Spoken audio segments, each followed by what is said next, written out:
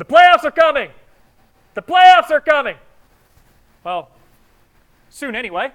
We know the LEC playoff matchups, even though the playoffs themselves aren't for a few weeks. So in our moment of the week, brought to you by Omen, by HP, we'll welcome in Emily Rand to preview our favorite matchups. Emily, let's talk about Vitality against Fnatic. Fnatic had a rough start to the split, going 0-4, but they rallied to finish 11-7, split their matchups head-to-head with Vitality. So how do you see this matchup going? Well, I think over the past few weeks, Fnatic is 6-0 and Vitality are 2-4. I know some of that was because I believe Jizuke was really ill, so he wasn't able to play and practice with the team definitely as much as they would have liked, even in the weeks that he was coming back, I believe. The team came out and said that, but there's definitely a huge discrepancy between these two teams. Fnatic has really figured out how they want to play. I really love Brox's early jungle pathing. I know I always come back to junglers, but that's a matchup I'm looking for in this situation, despite the fact that I think a lot of people might be looking at the top or bot lanes. I really want to look at the jungle, and I think that Broxa has better communication with his team that he's kind of rediscovered in the past few weeks, where he had it at Worlds, kind of lost it when the team was really struggling and looked awful at the beginning of the split, and has regained that confidence and communication with his team.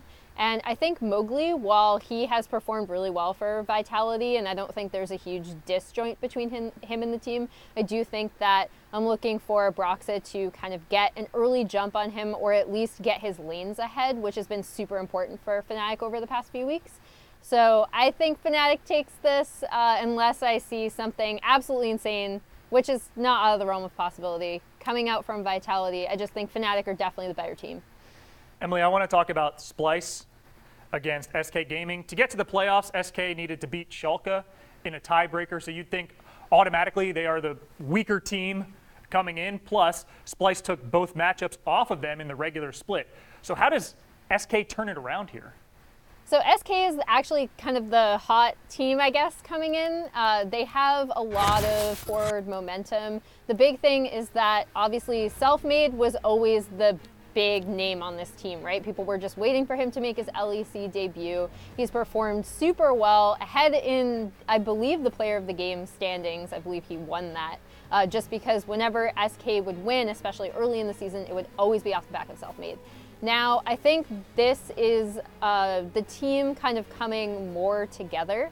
I think he has much better communication with Pyrion now than he did before, and if they're putting Pyrion on something like the Lissandra, it allows them a lot more map control. And then Crownshot has also performed really well in the bot lane. So I think this is actually going to be a very tough matchup for Splyce, just because Splyce have been inconsistent through the season. I think they're the more even team, I guess. Like they're slightly better if they're playing their best, but SK has so many kind of weird spikes and highs that it's difficult to count them out. This is actually of the two matchups, this is the two first matchups, this is the one I'm looking forward to the most. Yeah, I was going to say, I think I know the matchup you're looking forward to the most. It's the one we're touching on last here, the Kings of EU, yeah. G2 against a resurrected Origen. And I think it's fair to say, no one really saw Origen not just making it to the playoffs, but finishing second in the regular split in their first split back. They started just 2-4 in the first 3 weeks. So going up against G2, how do they pull this off?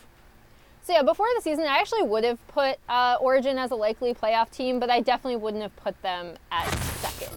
The big thing is that G2 have not looked good as of late. Part of it is because of injuries. Obviously, they had to play. They played with Promise Q this past week over Mickey X, and that makes a huge difference in their team dynamic. I think G2 still showed that they can play through Wonder. Like, Wonder is still an absolute beast, if anyone saw the Fnatic G2 series of this past week. And then also, they still have that late game team fighting down. They know how to take fights, and they know how to set up fights when they're still at a disadvantage around neutral objectives, which is very impressive. So I think you definitely can't count G2 out, especially if, Mickey X is back in the lineup. However, this is going to be a tough challenge for them because Origen on the whole have been playing much better over these past 3 weeks going into this matchup.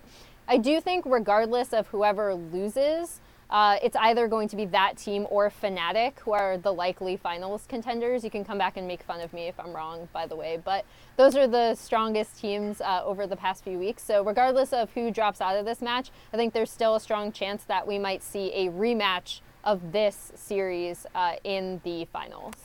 Emily Rand, I would never make fun of you, but I can't say the same. I mean, you should. I'm wrong all the time. I can't say the same for the rest of the internet, though.